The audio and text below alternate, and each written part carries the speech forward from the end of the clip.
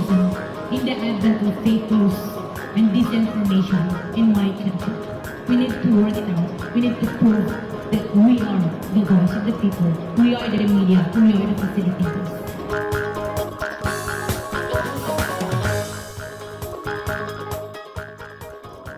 Ania na ang mga balita nga nahagpat sa Newsline Philippines Information Center.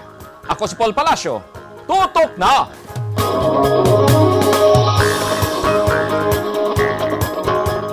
Sa mga headlines, kapindosmil ka mga pamilya sa Barangay Tigato, Davao City. Gibaha sa Zamboanga del Sur, tulo ka balay ang gianod sa tubig baha. O 7 ka mga miyembro sa NPA misurrender sa mga sundalo sa Davao del Norte o Davao de Oro.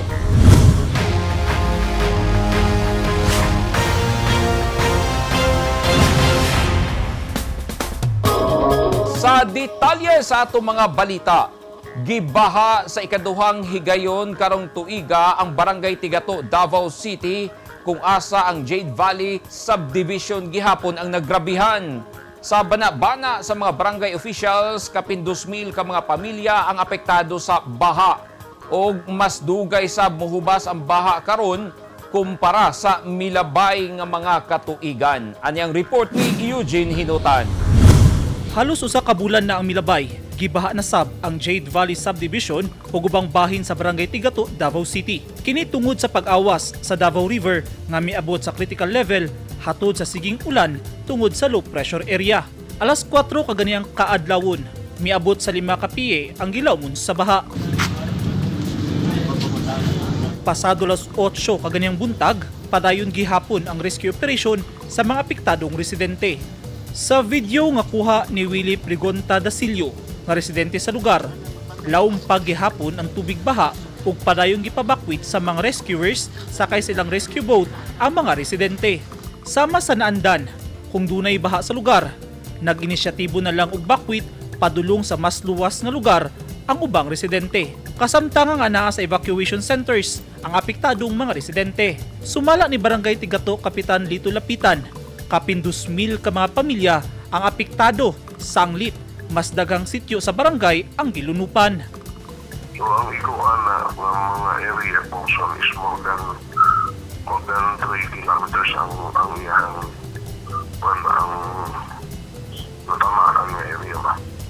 Nasa kilid sa ba. Ang gabi na dari sa may sityo yang rin na ay mga sobra 200 din na. Yan. Then there is actually mga almost mga 300 siguro na napuntiha. Then the report sa kaning barangay hall gym na napuntiha mga 100 po ka pamilya. Sa karon, padayon ng assessment sa City Social Welfare and Development Office sa mga apektadong residente. Dali sab miaksyon ang Barangay Tigato aron na sikasuhon ang mga bakwit. Ang hinahin mo na lang nato, pag-was na maabot ng panahon na ay mga baha. Bukod sa advice sa disaster, sabi ko, tuman na lang. Mas labong manggod sila ng balo, sila may nakakita o sitwasyon sa taas.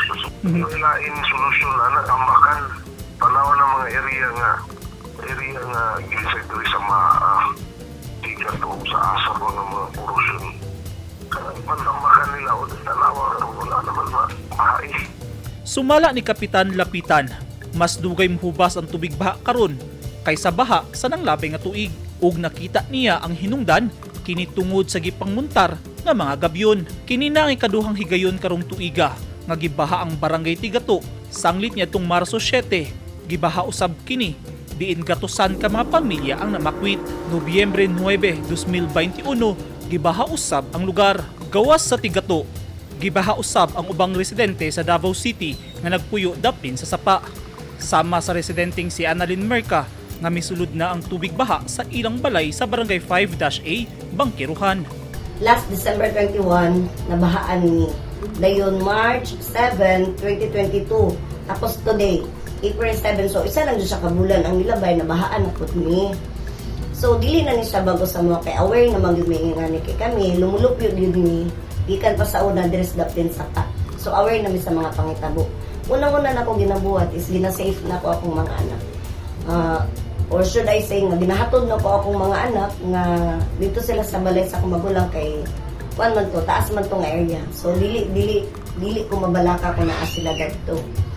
Tapos ikaduha, ang amo jung ginabuhat diri kung wala nang akong mga anak, among ginabuhat ang mga gamit nga bagay nga pwede pa namo ipadapdin, amo jud na siyang i-save. Like sa among mga documents o sa mga appliances. Kay last year yun, nabaan may dagamig na damage ng mga gamit. Pero okay ra kay ang importante sa mga is ang security sa among mga anak.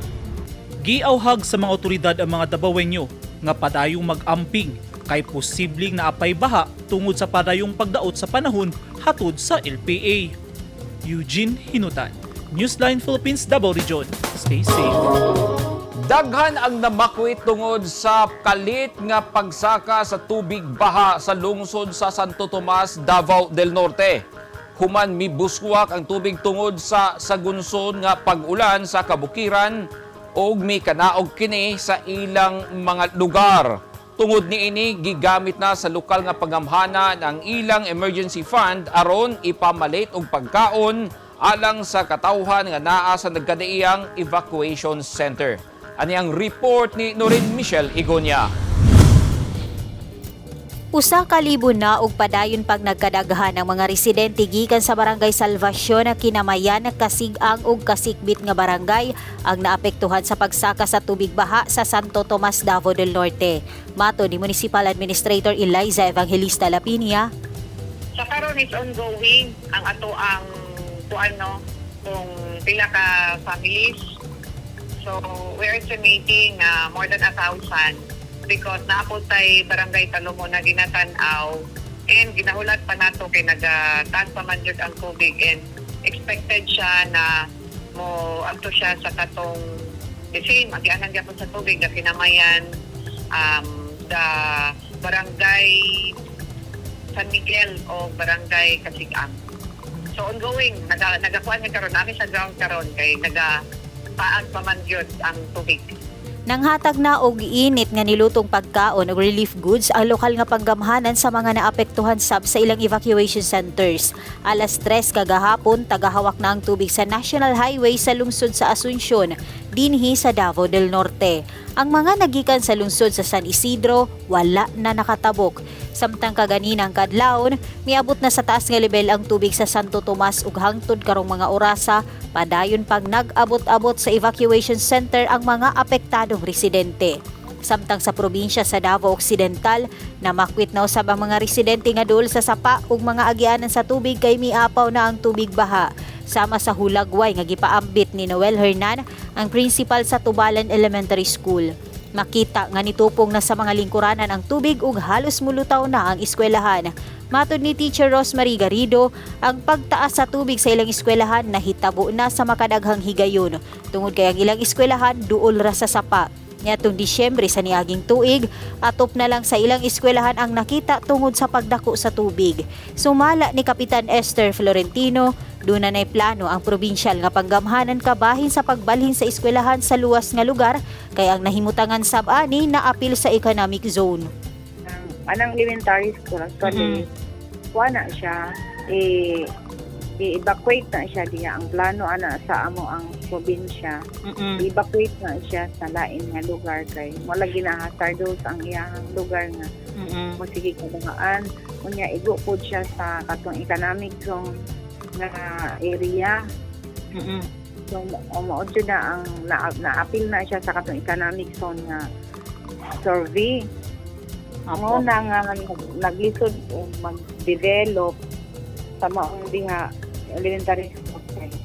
Mao lagi kanang appeal siya sa economic zone survey nga ma-transfer gyud siya diha, ma-relocate gyud siya ang maong elementary. Ang barangay, kami nga taga-barangay, ang among mabuhat lang. Pag naay baha, amo ang magkuha mi og bako, among palamnan na po ang sapa. Ora gyud, palamnan ang sapa, itambak diri sa kilid ug asa to napit ni gawas ang tubig. Ora gyud ang mabuhat sa barangay, wala man nila mabuhat kay dili man mi dako budget para amo ang kami ang mo evacuate sa maong unsa sa mga eskwelahan. Ang lokal nga panggamahanan sa Santo Tomas dunay pahimangno sa mga residente. Paminaw lang ta sa advice sa ato ang team gikan sa MDRRFO o sa ato ang mga kapitan kung kinahanglan na kung nangay panawagan na vacate sa ilang area, maminaw lang yun ta. Then rest assured na ang LGU, ang ato ang team there is munisipyo, even our health office na napod sila sa ground to assess ang mga bata o mga katigulangan nga nasa itong evacuation center.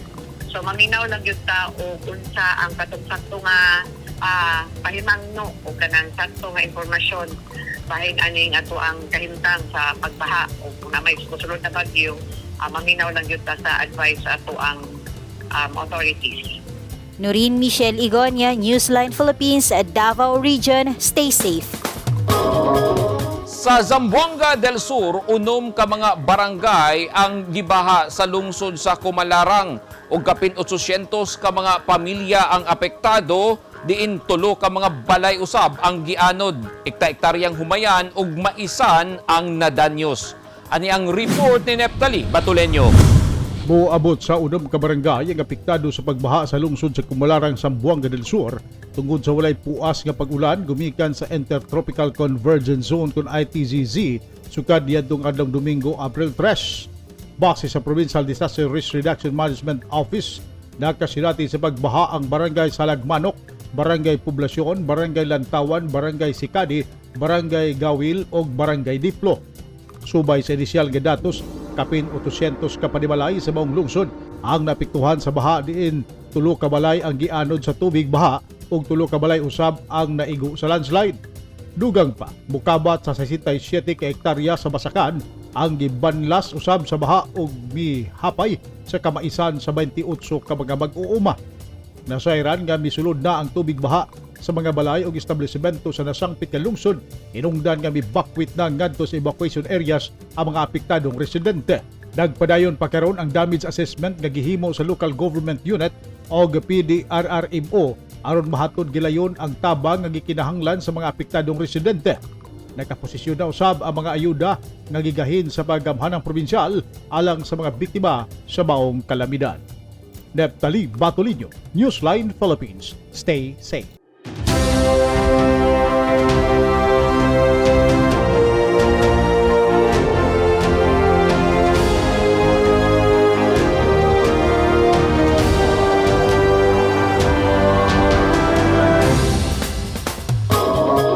This portion is brought to you by Toyota. This portion is brought to you by Rizal Memorial Colleges. This portion is brought to you by Double Light and Power Company. Misurrender sa managlahing batalyon sa Philippine Army ilawom sa 10th Infantry Division ang 7 ka mga miyembro sa New People's Army. Apil sa ilang gisurrender ang mga armas nga gigamit sa pakigubat sa tropa sa gobyerno. Ani ang report ni Eugene Hinutan. Kagutom, pressure gikan sa komunidad ang nakaaghat sa 7 ka mga kanhimiyembro sa komunistang New People's Army nga mosurrender sa puwersa sa gobyerno sa duha ka managlahing okasyon sa Davao de Oro ug Davao del Norte niadtong Abril 4 ug 5 ning tuiga.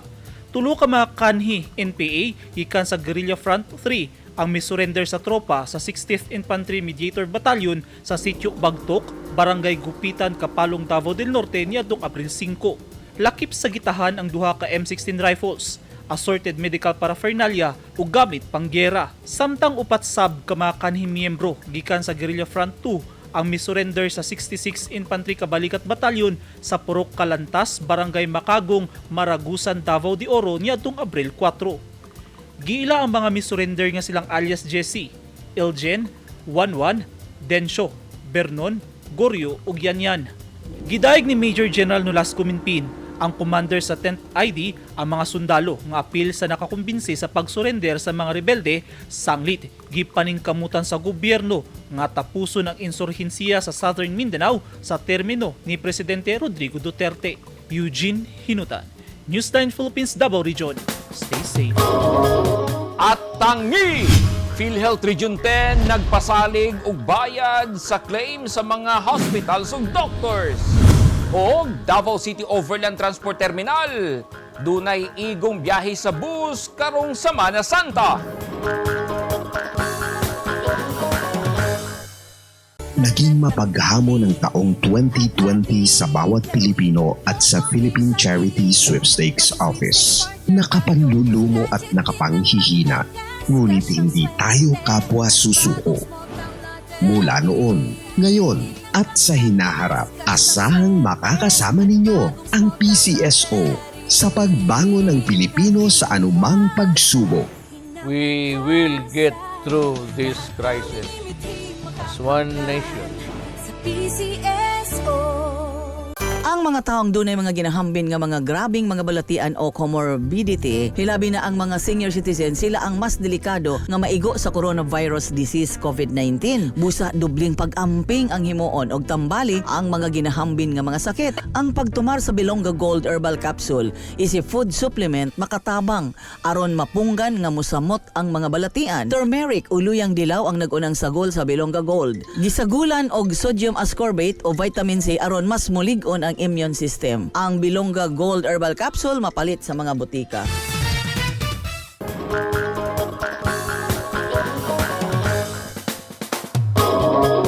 Nasunog ang karaang kumbento sa Our Lady Mediatrix of All Grace Cathedral sa Kidapawan City kagabi.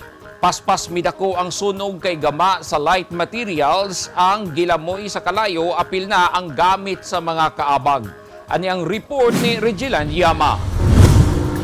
Gilamoy sa kalayo ang daang kumbento sa Our Lady Mediatrix of All Grace Cathedral pasado alas 11 gabi sa Quezon Boulevard, Poblacion, Kidapawan City. Saysay ni Reverend John Rey Samiliano, nakurat na lamang sila nga daling midako ang kalayo sa building tungod daan na kini nga mao'y gibutangan o gamit sa mga kaabag. Matod ni Father Samiliano, dali nilang gitawagan ang 911 o Bureau of Fire Protection sa Kidapawan aron mahunong ang kalayo. Saysay panini nga ang karaang kumbento gama sa kahoy, hinungdan nga kusog kayo ang paglamoy sa kalayo. Faulty wiring sang ilang gidadahan nga hinungdan sa sunog. Pagbantay na mo is kusog ng kalayo. And then moto siya tawag ni 911. So mayor po kay wala po nagdugay. So niabot na po sila. Matod ni FO3 General John Flores, bukabat sa kapin 300,000 pesos ang damyo sa sunog o pasado alas 12 na kini nilang gideklarang fired out. Ang estimated na range na mo is around 300,000 pero pwede pa na siya musaka or bubaba depende sa ilang isubmit na affidavit. Mga pag-responde nyo to sir, pag-abot nyo dito sunog, dako na kitang sunog? Pag-abot na mo is dako na siyang sunog pero tungod sa pagsayo nga tawag sa ato ang mga tao sa palibot, amo pa siyang naagapan na dili siya mukatag sa uban building nga katapad sa maong establishmento. Unsa oras na fire out sir? Declare fire out. Declare ni fire out mga alas 12:40 sa gabi. Ang nasunog na building gipanagiyahan sa Bishop of Kidapawan City Diocese. Saysay ni Flores nga ikatuloy na kining panghitabo nga sunog sa dakbayan sa Kidapawan niining tuig 2022. Regional Yaman Newsline Philippines, Province of North Cotabato. Stay safe. Nagdugang og bus units ang Davao City Overland Transport Terminal kon dikot karong hinay-hinay ng midagsang sa terminal ang mga pasahero dihang gipaubos sa alert level 1 status ang syudad ug daghang lugar sa nasod. Gipangandaman sab niini ang duot sa mga pasahero nga manguli sa ilang mga probinsya aron didto magsaulog sa Semana Santa. Ani ang report ni Eugene Hinutan. Giplastar na ni Aisa Yusuf, manager sa Davao City Overland Transport Terminal, ang seguridad sulod sa terminal. Pinaagi sa pag-alayon sa mga bus operators aron masolusyonan ang posibleng kakulangon sa bus o galing mudagsang ang mga pasahero. Naghimo na sab siya og koordinasyon sa security forces aron luwas ang mga pasahero nga manguli sa ilang mga probinsya. isa na sa peak months, peak days nato, no. First, nakig-meeting na ta sa ato ang mga security guards, ato ang task force Davao o kani sa ato ang tourist police nato diri sa Dico Terminal, because we know that ang pinaka-importante gyud nato diri ang saon pod pag-implement sa ato ang security measures, no. So we have our, aside from the mga men in uniform nato, na ato ang CCTV cams nato, na atay baggage x-ray machine ug ang walk-through machine nato. Ikaduha, with regards usab sa operation, nakiko-coordinate na ta sa ato ang SMBOA, ang asosasyon sa ato ang mga bus operators nga if in case nga mukalit og kadagsa, because we know nga naata sa alert level 1 karon, no. So makaya ba or ma-accommodate ba sa ato ang mga buses ang mga pasahero? Sumala ni Yusop, adunay igong bus units nga mobiyahe hangtod sa Biyernes Santo. Lauman usab ang inspeksyon sa LTFRB ug LTO alang sa roadworthiness sa mga bus. With regards usab sa roadworthiness sa ato ang mga buses, ang mga papilis ni ini, nakiko-coordinate na ta sa ato ang LTFRB o kaning sa LTO aron sa pag-inspeksyon sa mga papilis sa mga buses o aron sa pagtan-aw sa roadworthiness sa mga buses nga mobiyahe. Naobserbahan sa Dicot Management nga mitaas ang ihap sa mga pasahero pasulod ug pagawas sa Davao City. Matud ni Yusop, gibana-bana ang anaa sa 700 ka mga bus ang mobiyahe karong Semana Santa. Dili na sab pangitaan og vaccination card ang mga pasahero pasulod sa Dicot. So there's a possibility nga inspeksyonon na pangitaon sa mga checkpoint, no, so at least they can present their vaccination card. So far wala ta diri sa Dicot Terminal. Naalang tay mga don't diri sa ato ang Dicot Terminal, which is gina-implement yun na nato even the pandemic. Those kanang magdala og mga mahait nga hinagiban, no, bawal gyud na diri sa ato ang terminal, no. Even those kanang pangtari, no, nga ginabutang sa manok, dili gyud na siya pwede. And kana pong mga endangered plants and animals, no, kaya ang uban ra ba magdala gyud sila sa ilahang mga biit, no, mga kahayupan. Please dili nato na dadon without proper documents. People also will spend their Holy Week sa mga probinsya, so nagbutang kita og mga pulis sa tanan atong Dicot, seaports o atong airport na para mo secure gyud sa tanan nga mga places of convergence. Well, we have enough personnel naman, no, for that purpose. But siguro we'll expect some deployment also from other. I think the region also will magbigay din sila sa atin ng augmentation for that matter. Sa karon, full capacity na ang mga bus sa Dicot nga mobiyahe sa mga kasikbit nga probinsya. Eugene Pinuta, Newsline Philippines, Davao Region. Stay safe. Gipasalig karon sa PhilHealth Region 10 nga mabayaran ang claim sa mga hospitals ug doktor sa rehiyon aron makapadayon sa ilang kalidad nga serbisyo sa mga tao. Hilabi na karon nga mapalapdan pa nila ang programa pinaagi sa Universal Healthcare o ang programa nga konsulta. Ani ang report ni Neptali Batuleño. Mas palapdan sa subling na tudlo nga Regional Vice President sa PhilHealth Region 10 ang mga programa sa PhilHealth sama sa Universal Healthcare o konsultasyong sulit at tama package kung konsulta. Ipahayag ni Delio Asiron, the second Regional Vice President sa PhilHealth Region 10 nga gihatagan og importansya niini nga masayod ug mohimamat sa mga stakeholders rason sa iyang pagbisita sa Provincial Hospital sa Misamis Occidental uban sa mga nagkadiyang health providers sa matag lungsod ug syudad sa lalawigan. Tumong niini nga mapabati kanila nga ang PhilHealth ang kapartner nila sa dikalidad nga serbisyo sa katawhan sa Northern Mindanao. Dugang niini kay importante nga buksan ang komunikasyon aron dali nga matubag ug mapasabot ang mga problema sa ilang mga claims nga nagtimaan sa mayong serbisyo. Saysay ni Asiron na ang mga doctors o mga partner hospitals pauman na naghatag og dikalidad nga serbisyo ug angayan lamang usab sumala pa dinhi nga mabayaran sila sa ilang claims aron makapadayon sila sa paghatag og serbisyo sa katawhan ilabi na ang ilang operational expenses. Target sa PhilHealth Region 10 nga makasugod na o makaestablisar sa 65 ka health providers sa mahinungdanon nga programa sa maong buhatan nga mao ang konsulta nga maghatag og dugang preventive benefits sa primary care providers. Ang konsulta usa ka komprehensibo nga primary care benefit nga naghatag og sayon nga pag-access sa kaimportante o komprehensibo nga outpatient nga benepisyo. Usa kini ka primary care provider nga mag-atiman sa panglawas sa dili pa magkasakit o grabe. As head of PhilHealth Region 10, ini-inspire at ginaguide po natin ating mga kasamahan sa PhilHealth na dapat talaga action agad tayo. Na bawat kababayan natin na mayroong kailangan sa PhilHealth ay maramdaman nila na sila'y natutugunan sa kanilang mga tanong at sila'y nagagabayan sa pag-avail ng benepisyo. So napakahalaga ng tamang komunikasyon. Kailangan maipaliwanag ng tama ang benepisyo at paano nila ma-avail ang iba't ibang benefits pag sila po'y nagkasakit at na-ospital. And mahalaga rin na ang kanilang mga reklamo ay nabibigyan ng atensyon para maramdaman nila na at the end of the day, pag nagkasakit ang mga mahal nila sa buhay, malalaman nila na andyan ang PhilHealth na tutulong para sa kanilang gastusin sa ospital ay mabawasan.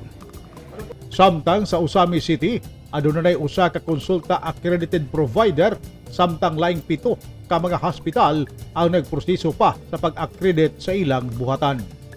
Neptali Batolino, Newsline Philippines, Province of Visayas Occidental. Stay safe.